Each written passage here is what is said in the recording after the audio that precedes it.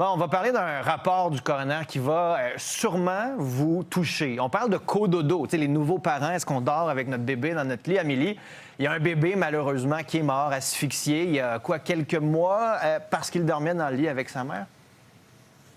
C'est un drame qui est survenu en janvier dernier. Donc, une maman qui s'est levée à 2 heures du matin pour donner le biberon à son fils, un poupon de 26 jours. Ensuite, elle s'est couchée avec son bébé dans son lit. À ce moment-là, il était 2h30 du matin. Le poupon était à sa gauche. Cette dame-là s'est réveillée à 9 heures le lendemain matin. Son bébé était rendu à sa droite et il était inerte. Je vous cite le rapport du coroner. L'examen pathologique confirme l'absence de lésions traumatiques sur son corps et révèle des modifications de la substance blanche au cerveau qui suggèrent une anoxie, donc un manque d'oxygène ayant précédé le décès. Donc, le coroner souligne dans son rapport qu'il y a des parents qui font du cododo, qui n'en parlent pas parce qu'ils ont peur du jugement. Et ça limite les possibilités d'éducation à cette pratique-là.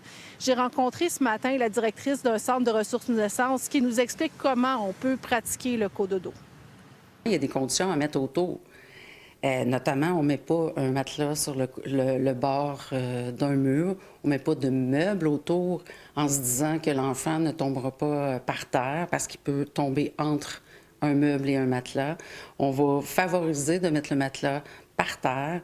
On va aussi favoriser, on va demander de ne pas mettre de couverture qui soit lourde ou d'oreiller supplémentaire à celle que la maman utilise. Justement, le coroner émet des recommandations.